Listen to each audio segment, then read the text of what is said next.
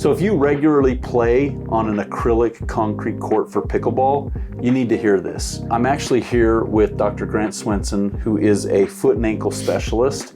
And I just kind of want to hear what you're seeing from on your side of things about like pickleball injuries or people that might be coming in. Yeah, so we've noticed in the office as pickleball's become a much more popular sport, we're seeing a little more regular injuries and kind of some overuse type of issues that we see in the clinic pretty frequently as people are kind of getting into the sport and sometimes overdoing it a little bit. We're seeing some different types of tendonitis issues and some ankle issues and things of that nature. Of all the different injuries, like what would you say you see the most that might be tied to the sport? So specific to pickleball, just because it is kind of a new sport and more people, and especially maybe some of our aging population starting to play, very commonly some Achilles injuries. Tendonitis is by far and away the most common, which is basically just a kind of an overuse. The tendon gets fatigued. We've seen a few actual Achilles tendon ruptures by playing pickleball, and so it's just one of those things that you really want to be conscious of warming up and not doing too much too soon type of a thing. From a medical standpoint, or like I want to play this sport for years and years to come, like what would you recommend as far as getting the most longevity with your body and playing this sport, pickleball? Number one, especially if you're brand new to the sport, haven't really done much court-specific sports, is a gradual revving up of your activity. Don't go day one and play for hours and hours and hours. You're just asking for injuries there. And so kind of getting more and more accustomed to the sport slowly. But number two, shoe gear. The right type of shoe is by far and away the most important thing.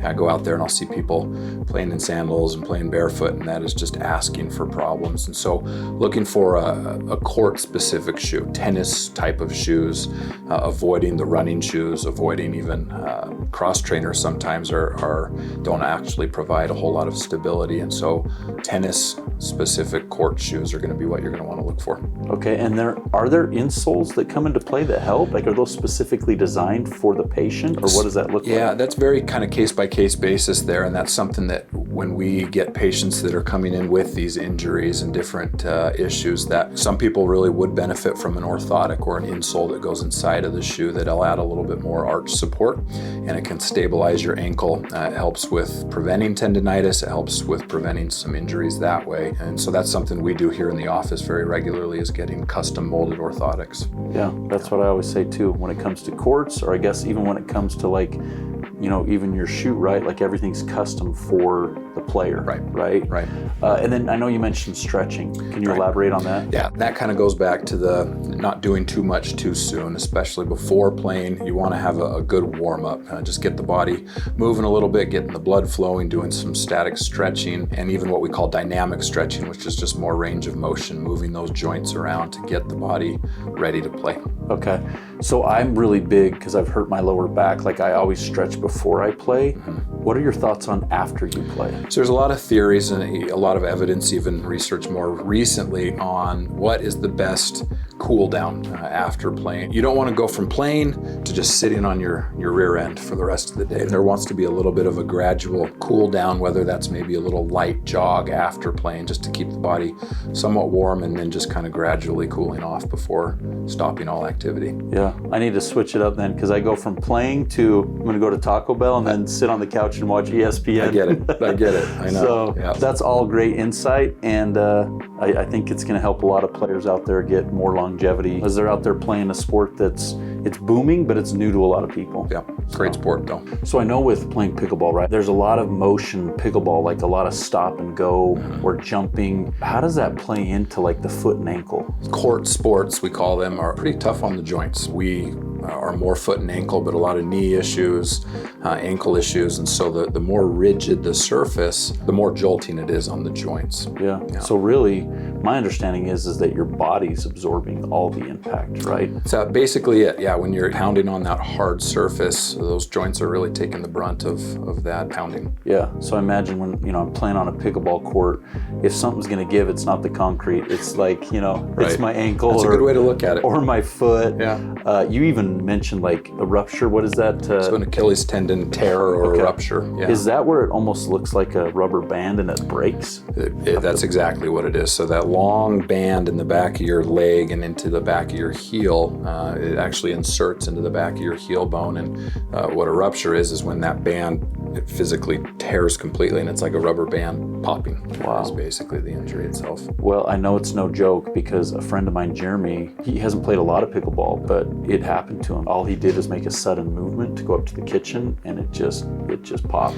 It's what we call the weekend warriors that are out there maybe playing just occasionally that may not be in the best shape ever. And so you really want to just gradually work yourself into it and make sure you're warming up prior to playing. I brought this little sample piece along with me. So for us, we actually have what's called Legendary Cushion. We are excited about this product because it's 6 millimeters of cushion. Now I know this is the first time you're seeing this. Do you see where there could be some kind of an advantage of having something like this instead of just paint? Yeah, so I think in theory, having a little bit more of that shock absorption like we were talking about can be a little bit easier on the joints, a little less wear and tear. And so having a little bit extra cushion in the surface itself is going to be a little more forgiving on the body. What do you think about maybe playing longer? Do you think there's... Yeah, I think being out there less shock is, in theory, going to be able to allow more time on those joints and extends the time that you're going to be able to be out there playing, whether that's during that day or for years and years in the future. I think, the idea is solid. Yeah, that's awesome. So I'm like, like I said, my knee's a little swollen because I've been playing, like my lower back, I have a herniated disc. Right. And so I'm in kind of like that stage of,